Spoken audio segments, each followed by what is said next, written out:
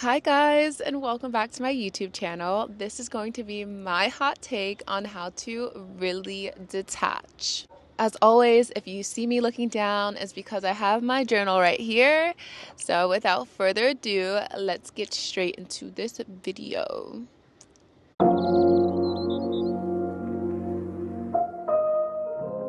The reason I'm making this video is because I've seen many creators share their insights on detachment, often focusing on releasing control over outcomes, whether that's in relationships, goals, or life situations. And while that advice is valuable, I believe that there are nuances to this conversation. This video isn't about diminishing the merit or validity of those perspectives, but more so offering my unique take on detachment.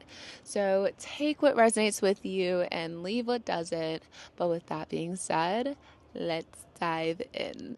So, I've recently read Mastery of Love by Don Miguel Ruiz, and it inspired me to make this video. The book explores the relationship that you have with yourself and how that affects all the relationships that you have in your life, whether that's familial, platonic, or romantic, and how you perceive your role within all of those relationships. This is relevant because when I see creators talking about detachment, the focus is often on why you should stop caring about a person, environment, or opportunity that isn't serving you.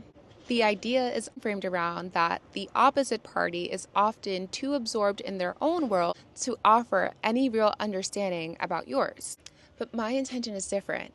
I want to highlight how your self-identity plays a role in your relationships and environments, which is why you care so deeply about them.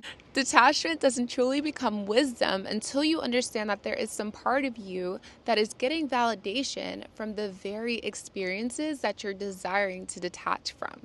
This is why you're drawn to these experiences in the first place and why you stay in them, and in many cases, find yourself defending who you are within them, whether that defense mechanism happens internally or externally. How can you expect yourself to detach from a situation that is holding you emotionally hostage, that is creating a negative charge within your body? Detachment isn't as simple as just letting go. We often don't realize that the very things we desire to detach from are serving an emotional need within us, even if that's rooted in pain or insecurity. It's not about just letting go of the situation. It's about understanding what it's reflecting back to you. The relationships, environments, and experiences that we desire to detach from are showing us what we've already accepted about ourselves, whether we are conscious of it or not. And here's what that looks like in practice. When struggling with self love, it's easy to fall into logical traps like, if I pretend not to care, then one day I won't.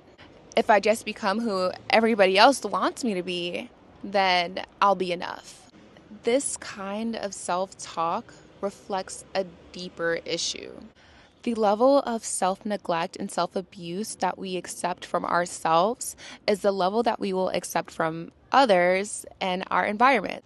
So, how can we truly detach from situations that are only reflecting back to you what you are already accepting from yourself? Here's the nuance. You can walk away from these situations or people and say, I don't care, I'm going to detach from the outcome, but that doesn't tackle the reason why you were drawn to them in the first place. Without addressing the underlying issue, you're likely to walk into different situations with the same phase. Another common piece of advice that is given with detachment is to be selfish, to focus on yourself instead of always giving to others.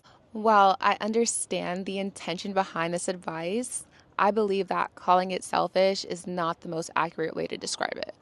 It's not about being selfish, it's about practicing self love.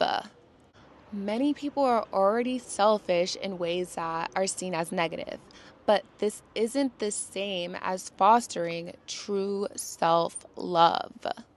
Self love means nurturing your own needs and boundaries rather than simply withdrawing or prioritizing your desires in a harmful or imbalanced way. Selfishness can manifest in many forms, even within ourselves. For example, you refusing to follow your dreams is you being selfish to yourself. You staying in an environment that you know you've outgrown is you being selfish to yourself. When you don't speak your truth out of fear of others' reactions, that is you being selfish to yourself. When you make yourself smaller to fit in and avoid discomfort, that is you being selfish to yourself. So it's not about being selfish because many people practice that in various of ways. It's about self-love. There is a significant difference between being selfish and fostering true self-love. Selfishness lacks genuine love and cannot foster real self growth, no matter how it's framed or how successful individuals might justify it.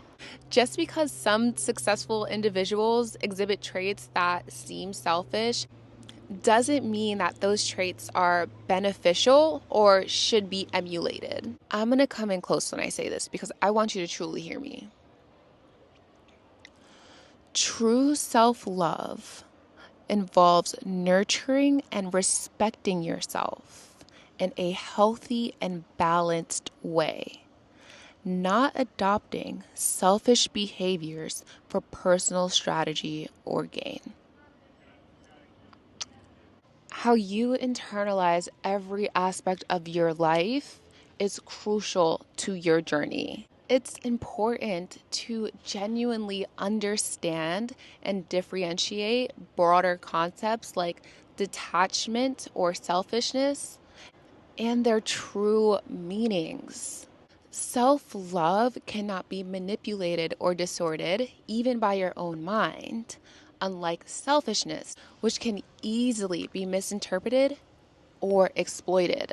When self-love is confused or disguised by selfishness, it becomes susceptible to manipulation by others who may try to convince you to conform into roles or behaviors that serve their own interest. My perception of what people are talking about when they reference to detachment is not just about letting go. It's about processing the world around them swiftly and meaningfully. It's about viewing life from the lens of what truly matters to you and your soul, free from ego and excuses. When you're aiming to reach a state where you no longer rely for your external world to validate your internal world, essentially what we discuss as detachment, you're actually looking to operate from a place of inner certainty. You're striving to connect to the part of yourself that knows that external validation was never truly necessary. If you find yourself wanting to detach from something, it's a sign that that something was used as proof or validation of your internal experience. The need for external validation is so malleable that it can exist within anything, constantly shifting to match what the mind already believes just to substantiate its existence. Ultimately, detachment is not about just turning off your emotions or shutting yourself out from the world, which I do. So it's not a bad thing. Like, I do this too.